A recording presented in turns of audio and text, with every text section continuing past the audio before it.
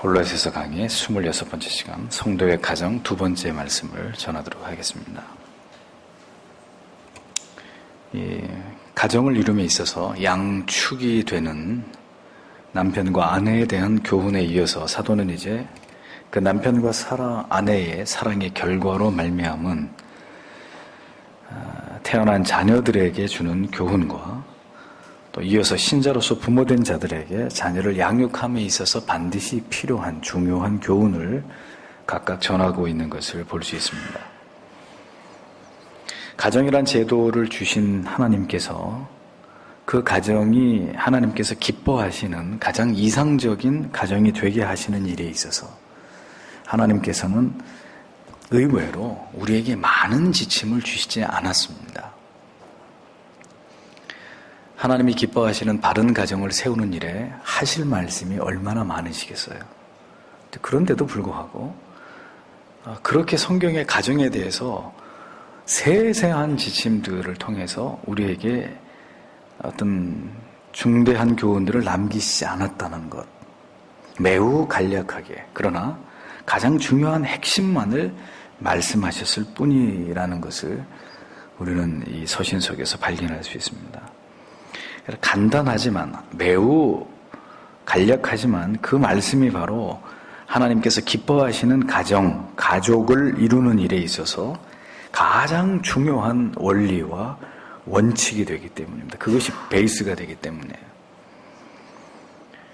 즉 하나님께서 기뻐하시는 가정의 토대로서 아내는 남편에 대해서 행하고 지켜야 될 많은 덕목이 있겠으나 하나님께서는 그런 거 다 말씀하지 않았고요.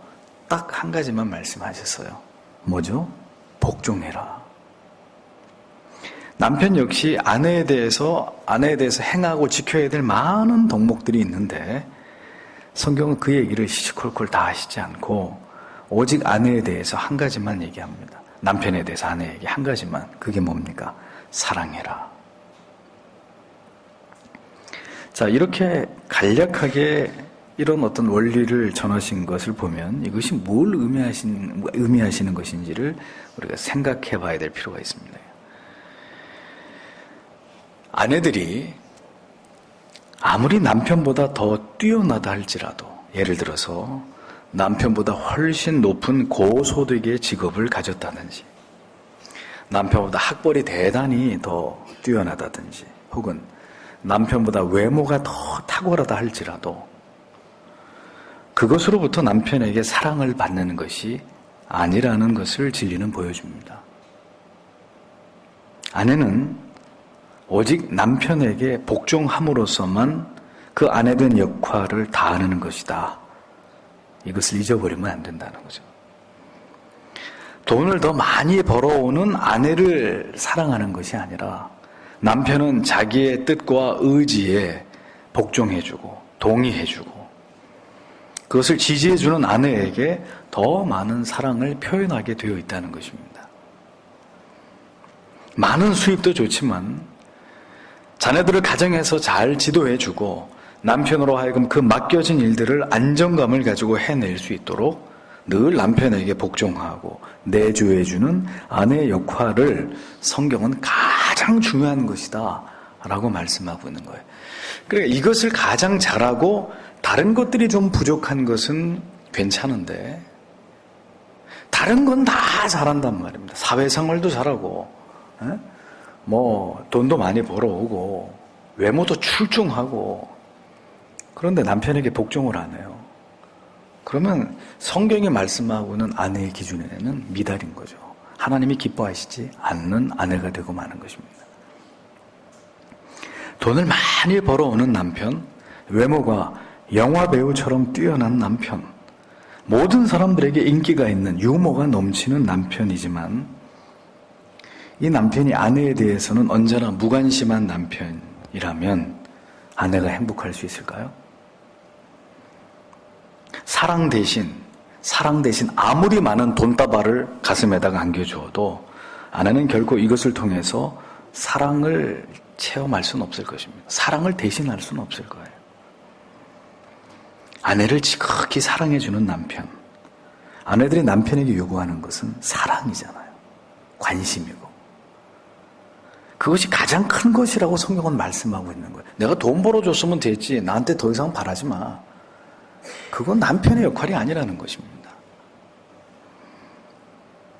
가정을 만드신 하나님께서 모든 것 가운데 가장 핵심적인 것들에 이 관계를 잘 지켜나갈 때만이 가정이 화목하고 평화롭고 화평하도록 하나님이 그렇게 디자인하셨다는 거예요.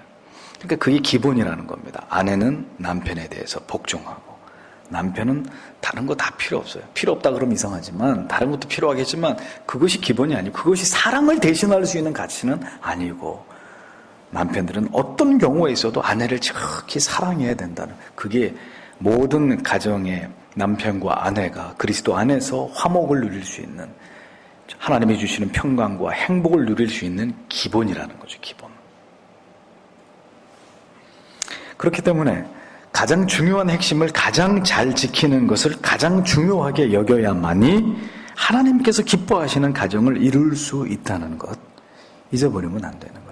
에이, 그거는 좀 못하더라도 내가 다른 거 잘하잖아. 그건 자기 생각이에요. 성경이 가르침하고는 다른 거예요. 그러니까 불행해지는 거예요. 그러니 가정에서 갈등이 일어날 수밖에 없는 거예요. 대립하고 반목하고 상처를 주고받는 그런 사이가 되고 마는 거죠. 복종과 사랑은 다른 어떤 가치나 덕목으로 대체할 수 있는 것이 아닙니다. 복종과 사랑의 원리가 다른 것에 의해서 그 최우선 순위에서 이렇게 밀려나가는 순간 가정은 위험에 노출될 수밖에 없는 것입니다. 복종과 사랑보다도 부부에게 더 중요한 문제가 생기게 될 때 결국 그 부부의 관계는 점점 멀어지게 되고 급기야 극단적인 결정을 내려야 되는 상황까지 악화될 수 있다는 것입니다. 가정을 지켜야 됩니다. 돈이 우선이 아니라. 부모와 자녀의 관계 속에서도 화목과 행복을 이끌어내는 핵심적 주제가 있다는 것, 이제 오늘 여러분들에게 말씀을 드리려고 합니다. 하나님께서는 부모와 자녀의 관계에서 어떤 점을 가장 중요한 원리로 삼으셨느냐. 20절을 보겠습니다. 직역을 하면 자녀들아 너희는 모든 것들에 대하여 부모들에게 순종하라. 왜냐하면 이것이 주 안에서 기쁘게 하는 것이기 때문이다. 이런 의미입니다.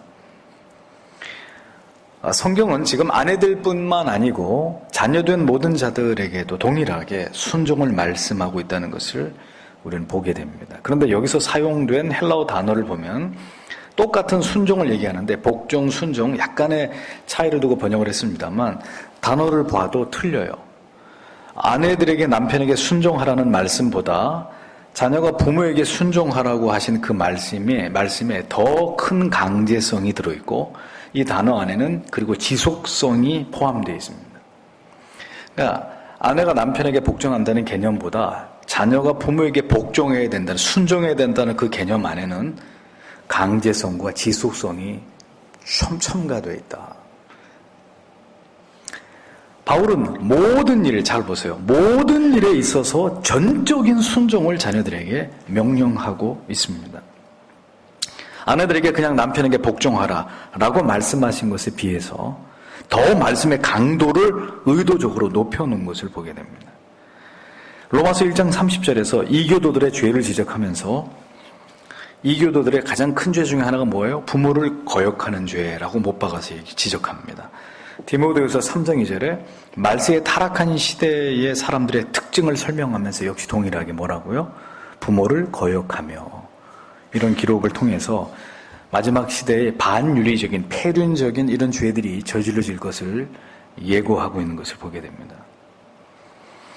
자, 그럼 하나님께서 자녀들에게 부모님을 향해서 적어도 세상에 다른 사람들은 놔두고라도 부모님을 향해서만큼은 절대적인 순종을 강조한 이유가 무엇 때문일까요?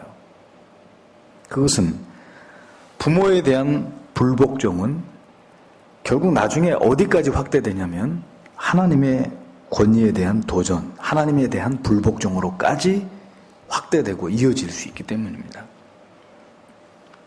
성경은 분명하게 말씀합니다. 모든 일에 대해서, everything, 모든 일에 대해서 부모에게 순종하라는 것입니다. 순종하다 이렇게 번역을 했는데 이 순종하다라는 헬라어 원뜻의 의미가 뭔지 아세요? 아래서 듣다 이런 뜻입니다. 아래에서 듣는 것. 그러니까 내 의견 위에다가 언제나 부모님의 의견을 두는 것이 순종이라는 것입니다. 왜 자녀들이 불순종의 죄를 범하게 되죠?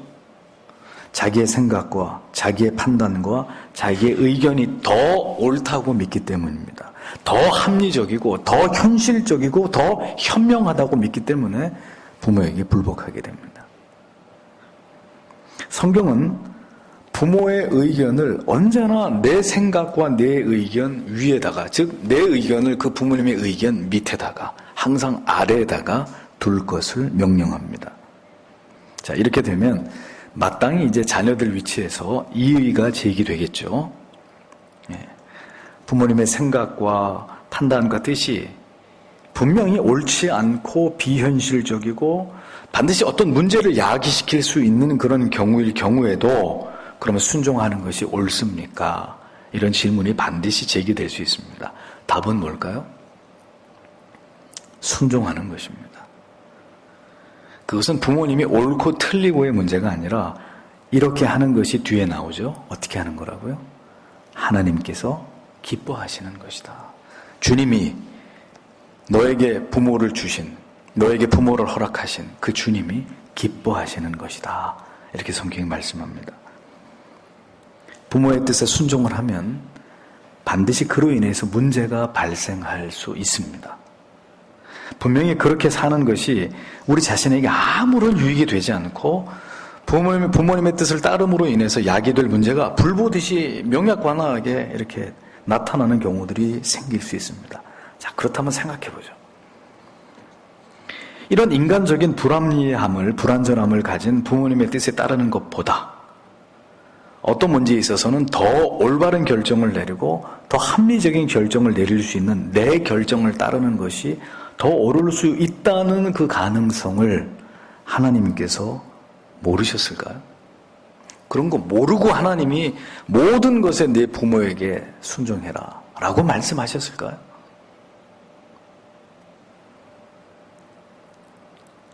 부모님의 뜻이 주 안에서 하나님을 기쁘시게 하는 문제가 만약 아니라면, 즉 부모님의 요구가 자녀로 하여금 하나님 앞에 죄를 저지르게 하는 것일 때에는 단 하나의 불순종에 예가 될 수 있는 경우입니다. 그때는 순종할 수 없어요. 부모가 죄를 범하게 만들면, 내가 하나님 앞에 죄를 짓게 만드는 일을 나에게 강요할 때는 그것은 순종해서도 안 되고 순종할 수도 없는 문제예요.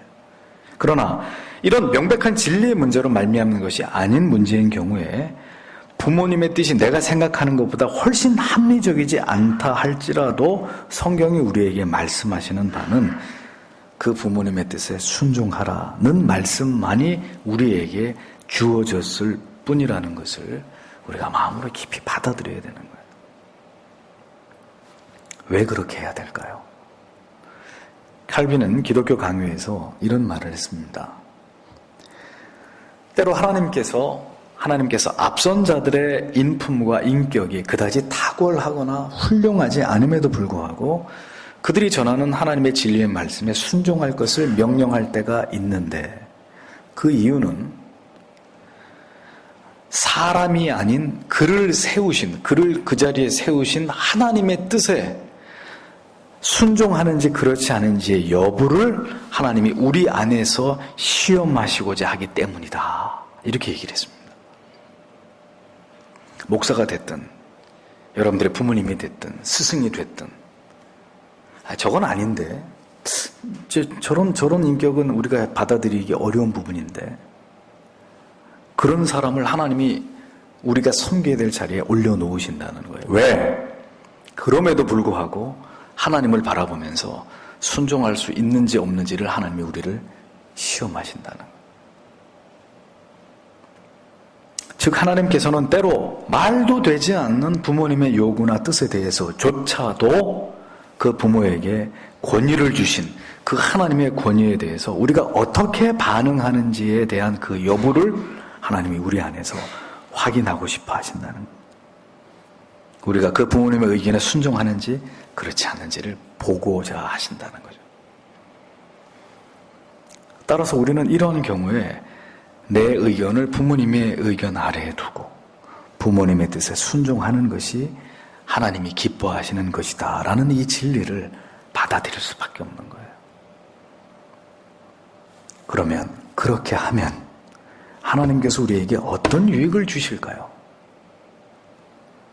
분명히 부모님의 의견에 동의하고 순종할 때 일어날 수 있는 그런 예상된 일들을 하나님께서 모르실까요? 아십니다. 그러나 그럼에도 불구하고 순종할 때, 하나님께서 어떤 손해나 어려움이나 불이익이 발생할 때 하나님이 그것을 모두 보상하시는 거예요. 책임을 지시는 거예요. 왜? 그가 이러함에도 불구하고 하나님 앞에서 그의 부모에게 순종했기 때문에. 부모님에게가 아니라 하나님의 권위에 순종한 그 결과에 대해서 하나님의 궁극적인 보상을 하나님이 그 자녀에게 허락하신다는 것입니다. 그 자녀의 그 결정에 대해서, 부모에게 순종한 결정에 대해서 하나님이 친히 책임지신다는 거예요. 모든 것을 더 좋은 결과로 되어지도록 하나님이 그 순종에 대해서 하나님이 역사하신다는 거예요. 그것이 부모에 대해서 모든 일에 순종한 자에게 주시는 하나님의 축복인 것입니다. 그 믿음, 그 순종하는 그 믿음을 보시고 하나님께서는 부모님의 옳지 않은 판단에서 비롯된 그 자녀의 순종의 결과에 대해서 하나님이 모든 것이 선하게 이루어지도록 하나님이 그렇게 역사해 주신다는 거예요. 또 하나의 축복은 효자 부모 밑에 효자 자식이 나온다고 하죠. 즉, 그 부모님에게 어떻게 하는지에 대한 그 내용을 자녀가 그대로 보고 있습니다. 그럼 나중에 그 자녀도 그 부모에게, 그 부모가 그의 부모에게 한 것을 그대로 보고 그 자녀도 그 부모님의 뜻에 전적으로 순종하는 자녀로 하나님이 그렇게 삼아주시는 거예요. 그렇게 하나님이 갚아주시는 거예요. 내가 부모님에게 하는 그 모든 것은 바로 후에 나의 자녀들에게서 내가 섬김을 받을 내용을 결정짓는 것이 된다라는 겁니다. 그러하기에 우리는 하나님을 바라보면서 부모님에 대해서 진리의 문제가 아닌 모든 문제와 범위에 있어서는 우리가 밑으로 내려가는 거예요. 쉽지 않아요. 절대로 쉬운 일이 아니에요. 내 부모님이기 때문에 더 어려운 거예요. 부모님께 순종함으로 말미암은 그 모든 결과에 대해서 하나님이 책임지신다. 그 믿음이 우리에게 필요한 거죠.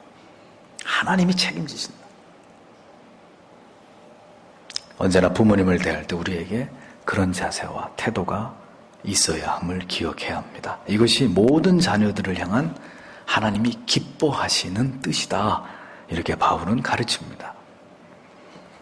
잊지 마세요. 순종하면 모든 결과는 하나님이 책임지신다. 이어서 사도는 이제 부모님들에 대해서 그 자녀에게 있어서 그들을 양육하고 지도하고 돌보는 일에 있어서 또 여전히 중요한 핵심적 원리를 설명합니다. 21절에 직역을 하면 아버지들아 너희는 너희의 자녀들을 노엽게 하지 말라. 그들이 낙심하지 않도록 이런 의미가 됩니다. 부모님들에게 성경은 이렇게 말씀합니다. 자녀들을 노엽게 하거나 그리고 낙심시키지 말아라. 두 가지를 얘기합니다. 그러면 자녀들이 왜 부모님들 때문에 분노하게 되거나 그래서 마음이 낙심하게 될까요?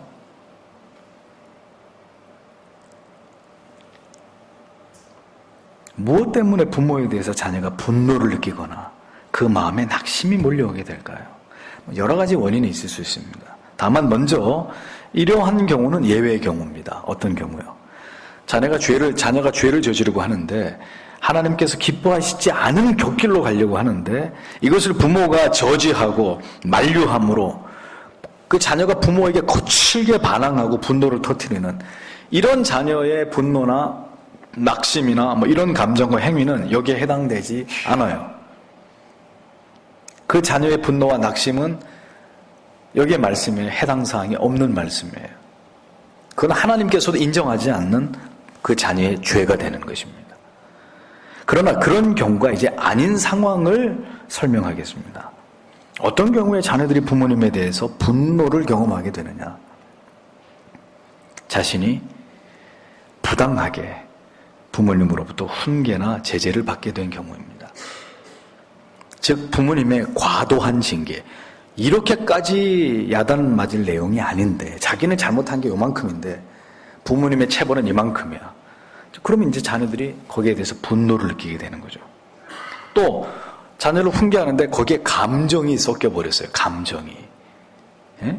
그래서 막 폭언이 나오고 심지어 폭행이 나와요. 도구를 들어서 체벌을 하는 게 아니라 주먹이 막 왔다 갔다 하는 거죠. 막 뭐가 막 날아가고 막 이렇게. 예. 자녀의 마음이 멍들게 되는 것입니다. 예? 내가 갠가? 내가 샌드백인가? 주먹으로 허리띠를 풀러가지고 잿더리를 집어던지고 여기서 자녀들은 분노하게 되는 거예요. 저 사람이 내 부모가 맞나? 분명히 자녀의 잘못이 아님에도 불구하고 부모의 일방적인 권위를 앞세워서 자녀들의 잘못으로 그것을 미루어가지고 정죄를 하고 역시 폭언과 폭행을 가하는 것은 절대로 하나님이 용납하시지 않는 부모의 중대한 범죄가 되는 거예요. 그건. 또 어떤 경우죠? 또 어떤 경우에 자녀가 분노할까요? 부모의 삶과 그리고 신앙의 모습 속에 일치가 되지 않는 이런 이중적 인격의 면을 보게 될 때 자녀의 마음에는 쉬 지워지지 않는 분노와 상처를 입게 되는 것입니다. 부모의 권위를 앞세워서 자녀들에게 이러한 종류의 상처와 분노를 품게 하는 일들은 반드시 우리 자신을 깊이 돌아보아서 반성하고 회개해야 될 부분이고 날마다 우리 자신을 쳐서 복종시켜야 될, 우리가 그런 모습으로 자녀들에게 나타나지 않도록, 보여지지 않도록 날마다 우리 자신을 쳐서 복종시켜야 되는 부분이라는 것을 잊어버리면 안 돼요. 자녀들의 허물과 부족과 실수가 문제가 아니라 그것을 보았을 때 어떻게 반응하느냐 하는 문제에 있어서는 바로 영적으로 성숙하지 못한 부모님의 문제가 될 수 있다는 것입니다. 아이의 문제가 아니라. 그런 거죠. 똑같이 성폭행을 당했는데 경찰이 가서 조사를 하면 어떤 집에는 그 성폭행 당한 딸내미한테 온갖 욕을 하면서 이 무슨 년아 뭐 망할 년아 이제 너 죽고 나 죽자 다 끝났다 이러는 집안이 있고, 어느 집안에 조사를 하라고 하면 그 아이를 부모가 다 끌어안고 괜찮아 아가, 네 잘못이 아니다. 절대로 네 잘못이 아니야. 엄마 아빠는 여전히 너를 사랑한다. 응? 그냥 악몽을 꾸었다고 생각하렴. 이 차원이 다른 거죠. 똑같은 문제에 대해서 대응하는 방식 자체가 다른 거예요. 그러면 어떤 아이가 똑같은 상처를 받았는데 어떤 아이가 그 상처를 잘 딛고 극복을 할 것이며 어떤 아이가 그 상처에 더 큰 상처들이 막 이렇게 더 붙어가지고 결국 한 사람의 인생 자체를 폐인으로 만들어버리는 결과를 만들겠냐는 거죠.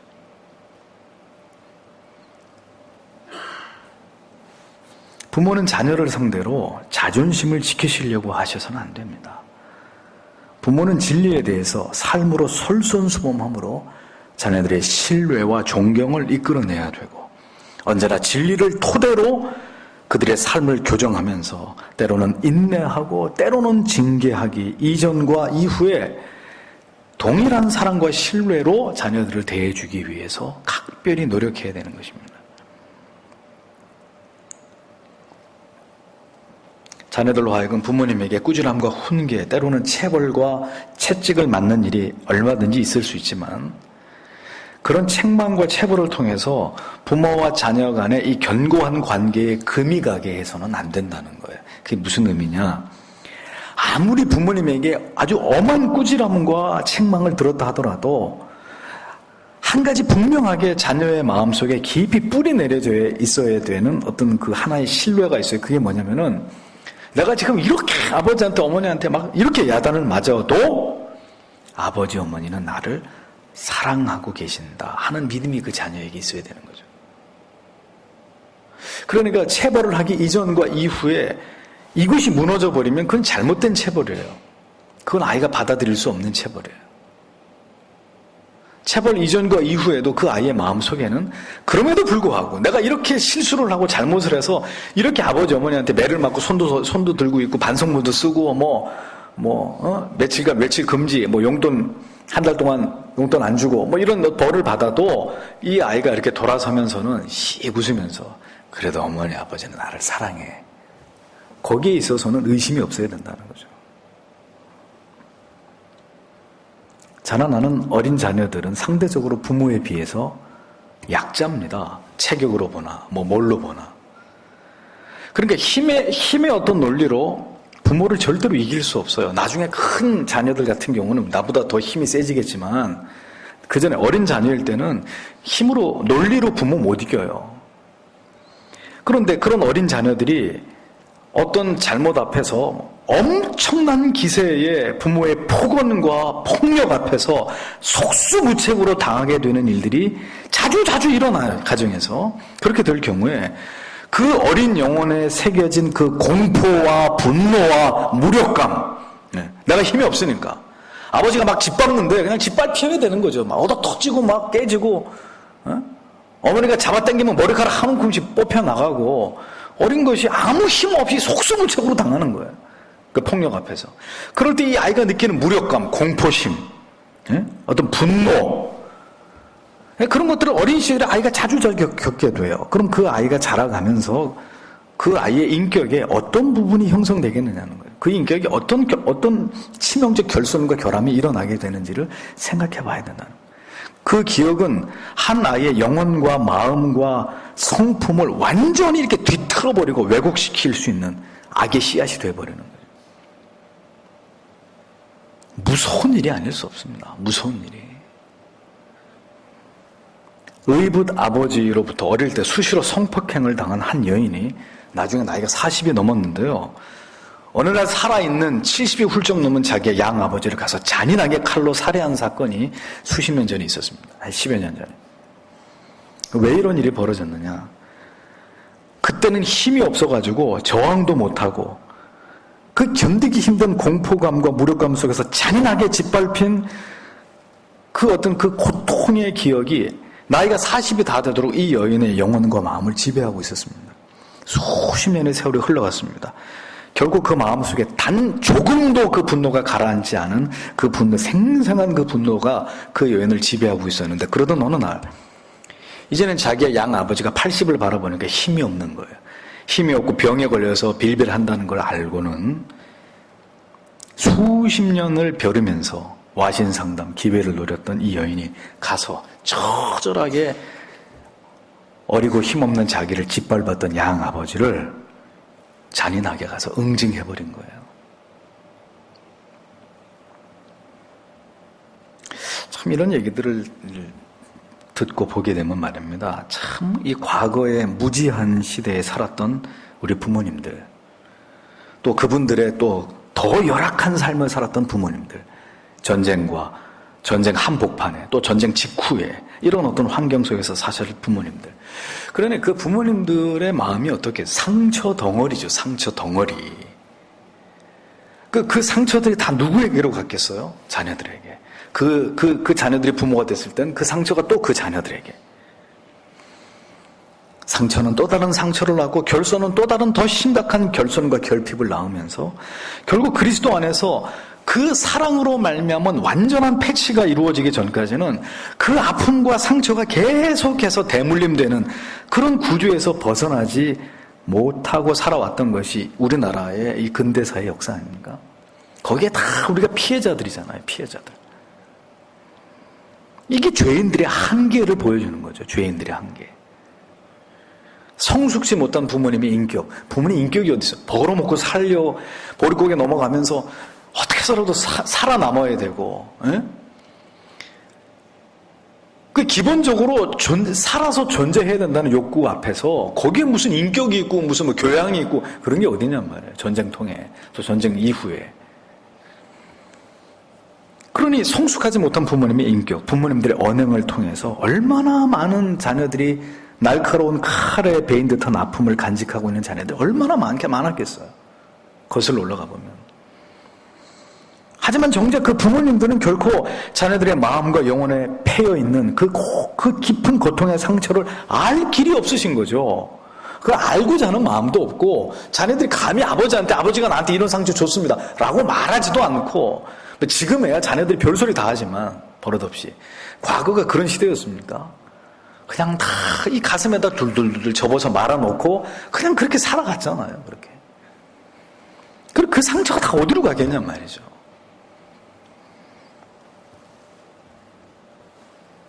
그래서 영원한 애정관계가 부모와 자식의 관계라는 웃지 못할 표현이 생겨난 거 아니겠습니까?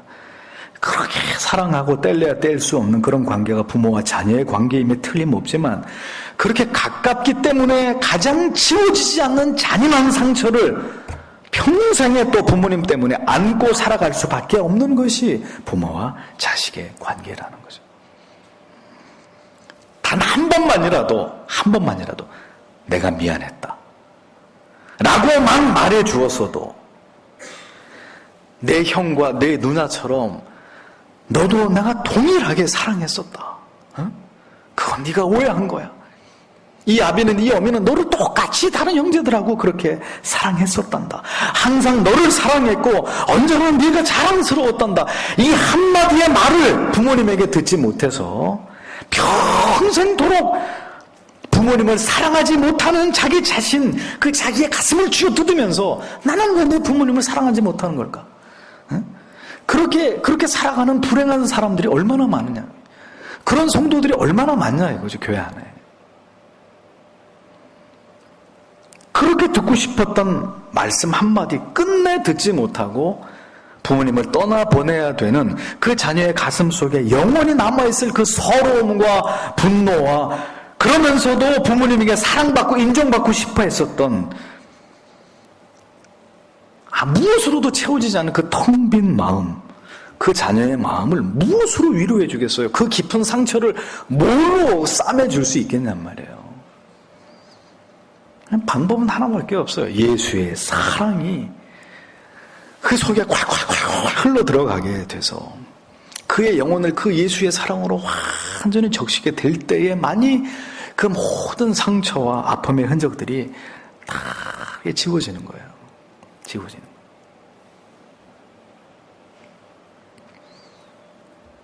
바울은 골로새 교회 성도들에게 이렇게 중요한 부모의 역할, 자녀들을 양육함에 있어서 매우 핵심적인 바로 이 원리를 짚어서 설명합니다. 자녀들을 분노하게 하지 말아라. 그것 때문에 낙심케 하지 말아라.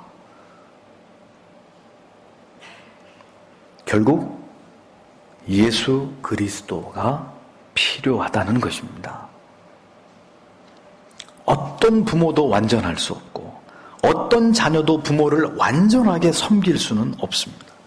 죄인의 본성에 의해서 어쩔 수 없이 상처를 주고받을 수밖에 없는 그런 관계가 이 세상에서 가장 가까운 이 천륜의 관계 속에서도 예외일 수가 없으니, 인간은 진실로 전적으로 타락하고 부패해버린 이기적인 존재라는 사실을 부인할 수가 없는 거예요. 그래서 정답은 바로 뭡니까? 예수 그리스도의 사랑입니다. 그 사랑이 부모님의 마음을 적시고 그 사랑이 자녀들의 영혼을 어느 날 강타할 때 우리는 비로소 성경이 말씀하고 있는 아름다운 부모와 자녀의 관계를 만들어 가고 그것을 회복해 가고 그 관계를 유지시켜 나갈 수 있을 뿐인 것이죠. 그러므로 오늘 말씀을 듣는 성도 여러분, 우리의 가정이 이러한 진리의 토대 위에 세워지기를 기도하셔야 합니다. 이러한 분명한 성경적인 핵심적 원리를 토대로 모든 가족들과의 이 관계가 재설정되고 그로 말미암아 치유가 일어나고 진리를 통해서 올바른 회복의 은총들을 경험하시는 성도님들의 가정이 되셔야 된다는 거죠. 그런 부모님, 그런 자녀, 그런 남편과 아내, 잊지 마세요. 만드신 이가 고치십니다. 반드시 고치셔서 다시 사용하시고 다시 새롭게 하십니다.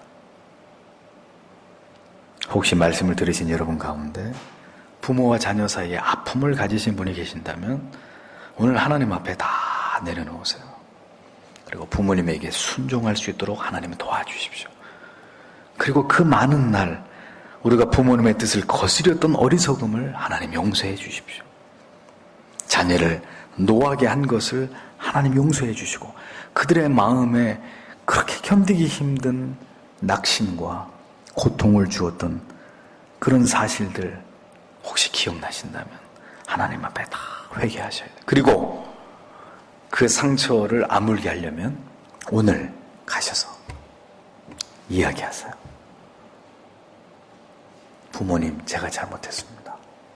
아들아, 딸아, 엄마의 잘못이다. 아빠는 너를 사랑한다. 엄마는 너를 변함없이 사랑한다. 그 어떤 아픔과 상처도 분노도 그 어떤 일그러짐도 없는 그런 부모와 자녀의 아름다운 관계. 주님 안에서 답이 있어요. 예수 안에서 답이 있습니다. 예수 밖에서는 답이 없어요. 그대로 죽는 수밖에 없어요. 하지만 예수 안에서는 답이 있어요. 주님 오실 때가 아버지 앞에 서게 될 그때까지 우리가 이 성경의 말씀을 토대로 그런 부모와 자녀의 관계 깨어지거나 균열이 생기면 언제라도 다시 봉합되고 다시 이렇게 이을 수 있는 그런 관계, 그런 가정. 하나님 우리가 그렇게 하나님 나라를 위해서 섬기다가 주님 만날 수 있도록 하나님 오늘도 우리를 불쌍히 여겨주시옵소서 하고 기도하시는 여러분들의 심령이 다 되시기를 주님의 이름으로 축복합니다. 기도하겠습니다.